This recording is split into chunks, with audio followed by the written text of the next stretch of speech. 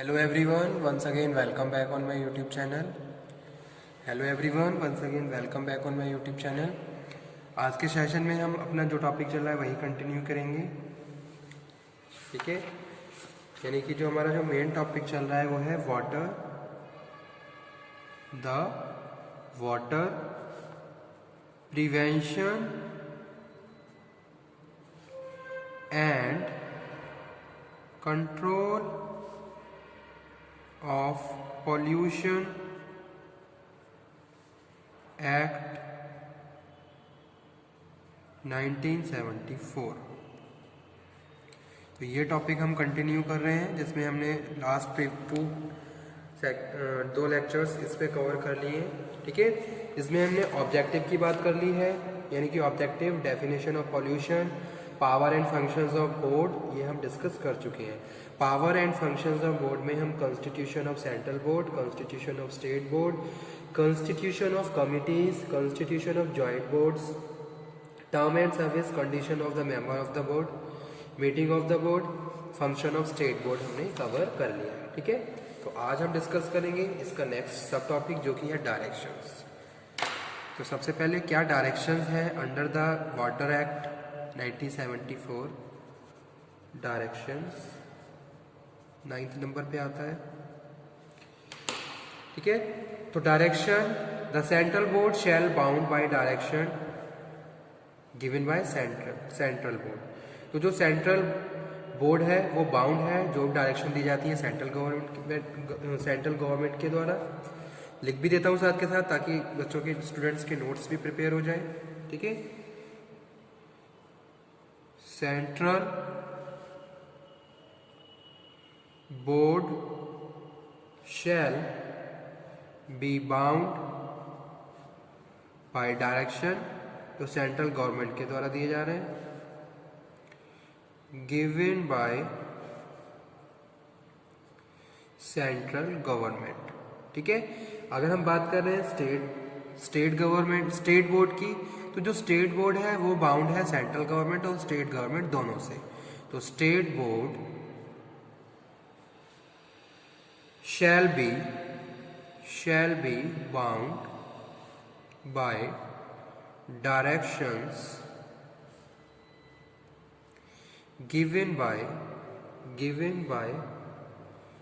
central board और state board, ठीक है। तो ये क्या है, डायरेक्शंस है। यानी कि अगर हम स्टेट बोर्ड की बात कर रहे हैं, तो स्टेट बोर्ड को सेंट्रल और स्टेट गवर्नमेंट दोनों के डायरेक्शन को फॉलो करना होगा, दोनों के लिए बाउंड है।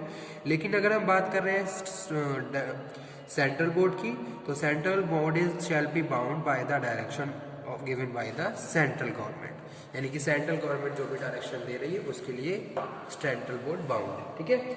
In case of grave emergency arise as a result of non-compliance of the state government as regard direction given by the central board, then the central government may recover the expense incurred by it from the person concerned as a area of land revenue, ठीक है। तो ये provision है directions के। उसके बाद 10th number पे जो टॉपिक है वो है power of the state government. Power of state government,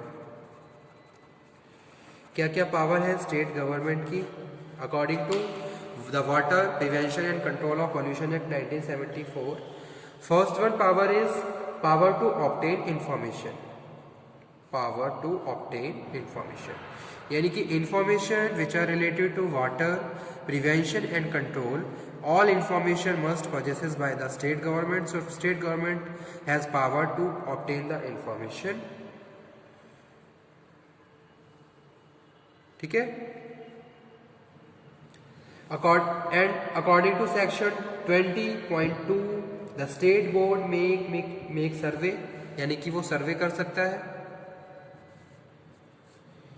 section लिख देता हूं, सेक्शन 20.2 अकॉर्डिंग टू, ठीक है। सर्वे, टेक मेजरमेंट्स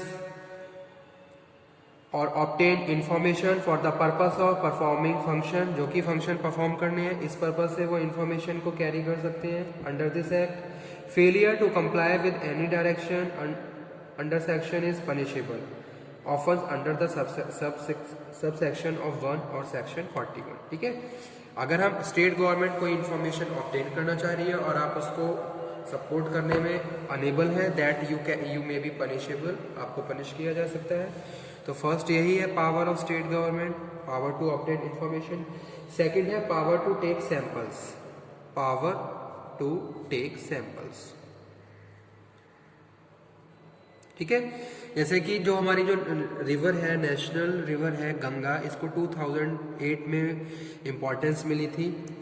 अब स्टेट गवर्नमेंट क्या कर सकती है, सैंपल ले सकती है अगर जहाँ जहाँ बहुत ज़्यादा पॉल्यूशन की बात की जा रही है, तो वो चीज़ यहाँ पे हम डिस्कस कर रहे हैं। तो under section 21 sub section 1 state government has the power to take sample of water of any stream, well, any effluents being discharged into such a stream or well for analysis।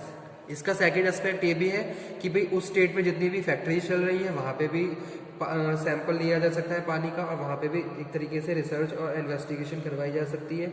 Under section 22.4 state board further has the power to obtain report of the result of the analysis by recognised laboratory, और lab में आप उसको test भी करवा सकती हैं। ठीक है, तो ये क्या है, सेकंड पावर है स्टेट गवर्नमेंट की।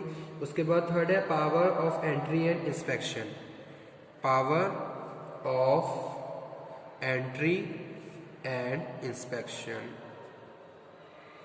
ठीक है, according to section 23.5 state board is empowered by the state government with the right to enter any place for the purpose of performing any functions interested to it. Okay, यानी कि किसी भी premises में जाके entry लेना, inspection करना, ये power है स्टेट गवर्नमेंट के पास कि भाई जो स्टेट बोर्ड के मेंबर्स हैं वो कभी भी विजिट कर सकते हैं, एंट्री कर सकते हैं और इंस्पेक्शन कर सकते हैं। ठीक है, तो ये सारे क्या थे, ये सारे पावर्स थी of state government.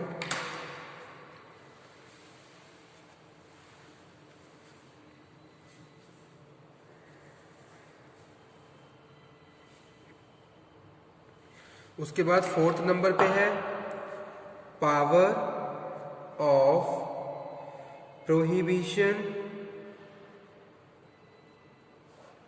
On disposal of polluting matter into a stream or well।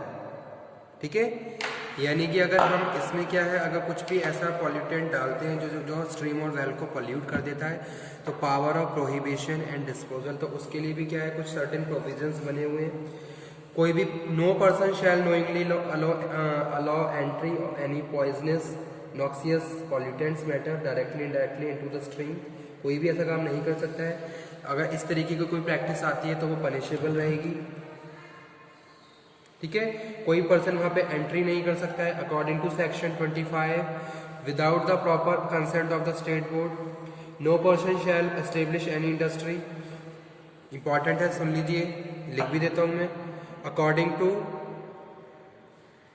According to section 25.7, ठीक है, बिना गवर्नमेंट की परमिशन से no person shall establish any industry. अगर आपको इंडस्ट्री ओपन करनी है तो पहले आपको परमिशन लेनी पड़ेगी। ठीक है, no person shall establish any industry. Operations or process, ना ही आप ऑपरेशंस कर सकते हैं ना ही कोई प्रोसेस कर सकते हैं। Any treatment disposal system which is likely to discharge any sewage or effluent stream, well or land, तो ये सब आप बिना गवर्नमेंट की परमिशन से नहीं कर सकते। No person shall use any new outlet of discharge of sewage, ये भी हम नहीं कर सकते हैं। ठीक है, और no person shall begin make any new discharge of sewage, तो ये सब प्रैक्टिसेस आप बिना गवर्नमेंट की परमिशन के नहीं कर सकते। ओके, तो ये थी पावर ऑफ स्टेट गवर्नमेंट। उसके बाद नेक्स्ट हम बात कर रहे हैं पेनल्टीज की, क्या क्या पेनल्टीज है। पेनल्टीज फॉर वायलेशन, अगर इस एक्ट के किसी भी प्रोविजन को वायलेट किया जाता है, for provision of the act, तो उसके लिए सर्टेन पेनल्टी के भी प्रोविजन है। In case of failure to give information by person discharging effluent into the stream or well, ठीक है, अगर इस तरीके की प्रैक्टिसेस हो रही हैं और उसकी कोई इंफॉर्मेशन नहीं है तो क्या है, first penalty is imprisonment up to 3 months या फिर 10,000 रुपीज फाइन या फिर बोथ, दोनों हो सकता है, ठीक है। In case of destroying, damaging the property of the board, obstructing the performance of the board functions, failure to furnish information about the accident under section 3(1), giving wrong information, making false statement, get board consent, the penalty is imprisonment up to 3 months or rupees 10,000 या फिर both।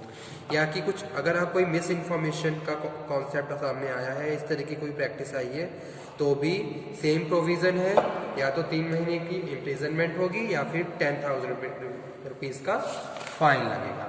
उसके बाद है in case of violation of order prohibiting discharge of any polluting matter into stream well, तो यहाँ पे provision है 6 penalties imprisonment for half year to 6 years and fine 5,000 rupees, ठीक है।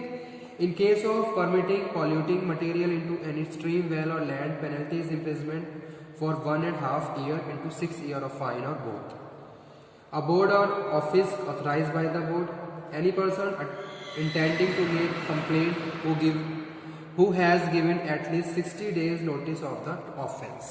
तो ये सारी क्या है, पेनल्टीज के प्रोविजंस हैं under the water prevention and control act 1974। तो आज ये एक्ट हमारा फिनिश हो गया है।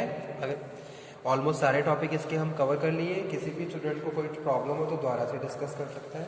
Okay student, thank you very much आज के सेशन के लिए। नेक्स्ट सेक्शन में हम नेक्स्ट एक्ट डिस्कस करेंगे। Thank you.